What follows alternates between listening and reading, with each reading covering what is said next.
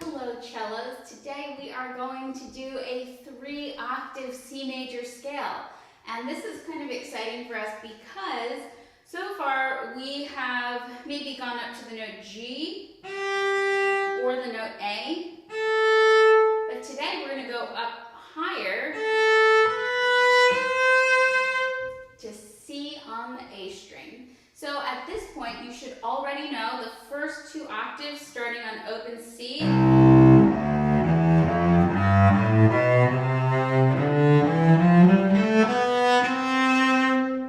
we're going to learn the next octave from C, this C on the A string, to the next C. Then we have to go up here.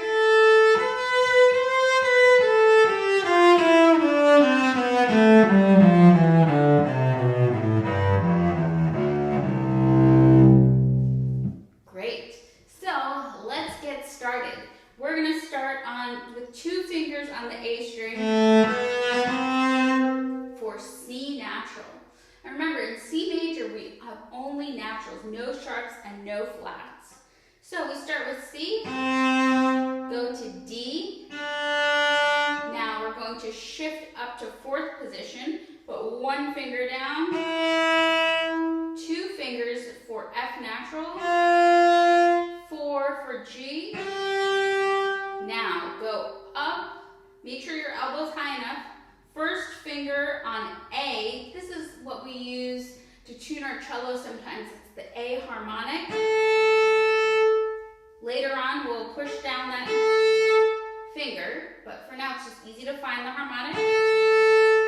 Then a whole step away for B, half step right next door C. And we did it. That's the last octave. So let's talk a little bit about this new position here. Right there. Because we might not be used to it.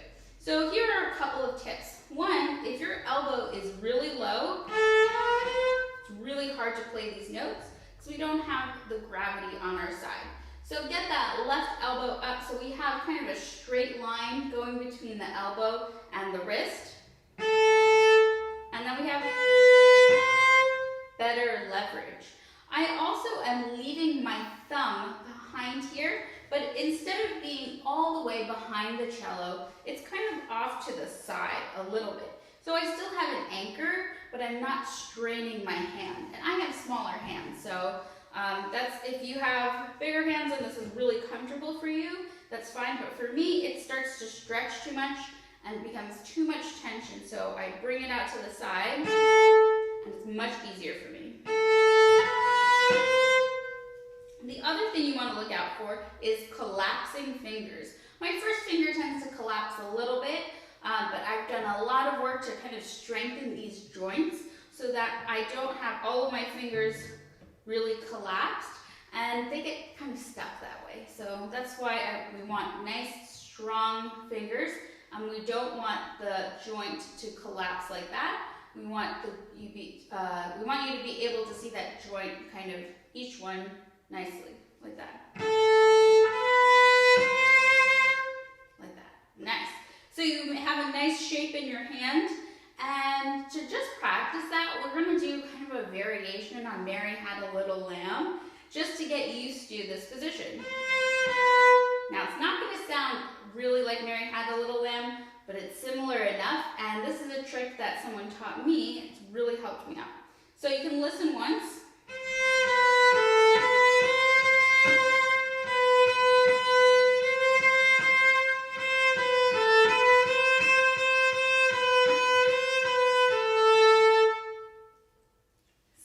Let's try it. It starts with 3, 2, 1.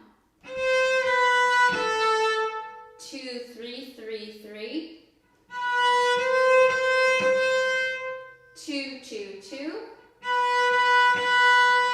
3, 3, 3. Then just like the beginning, 3, 2, 1, 2. 3, 3, 3, 3. 2, 2, 3.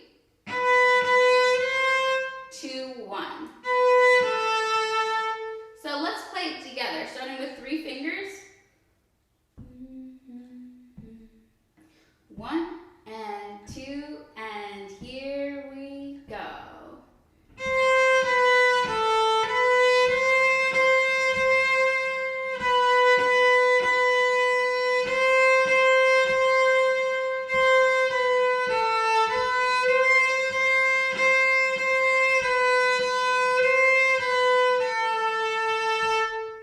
The next thing is just getting used to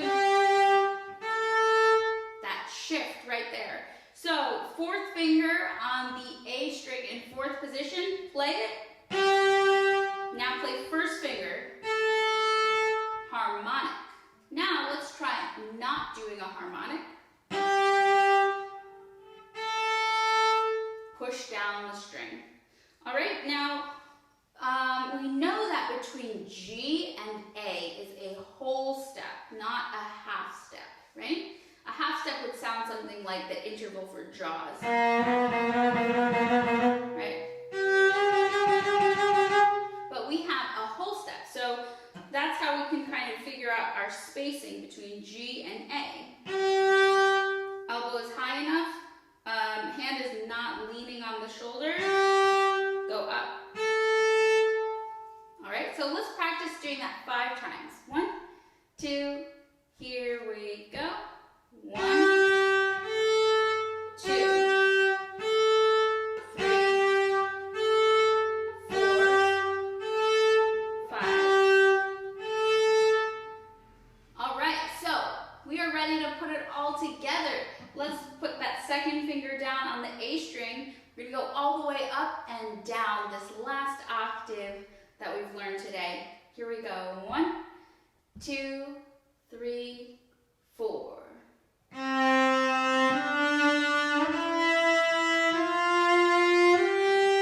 Elbow.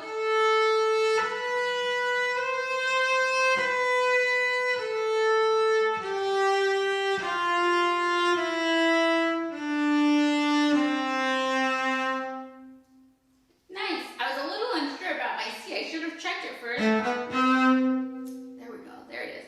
And just get used to this nice movement here.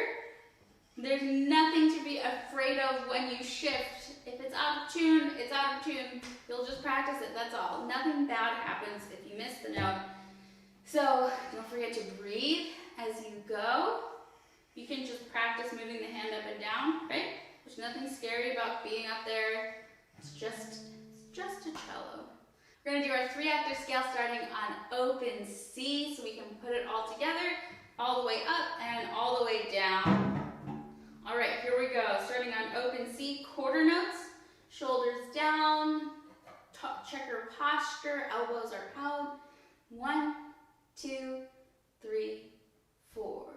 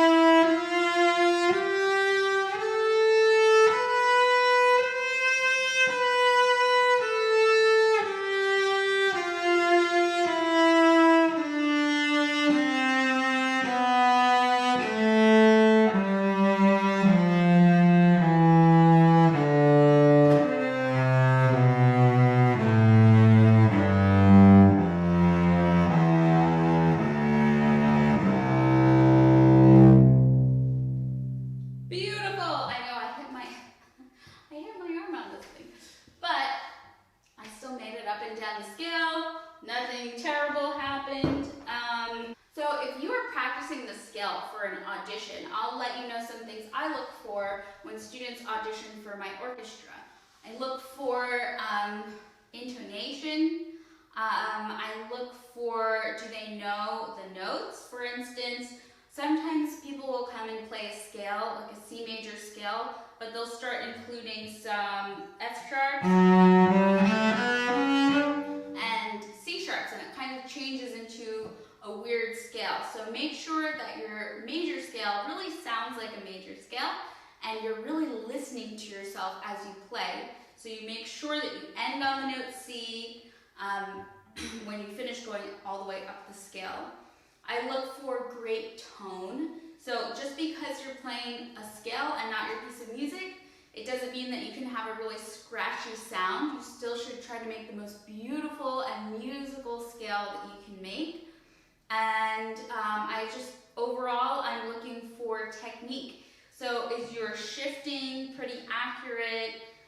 Does it look like you're really set up well, meaning is your posture really good, your bow hold, the way that your arms are moving and your fingers are moving? Does that all look great? That is one of the reasons why conductors or music directors will ask you to do your scale, because it's a great way for us to kind of check on all those things and make sure that you're set up correctly so that you can make all the beautiful music that we have for you to make. So I hope this video was helpful for you, and happy practicing!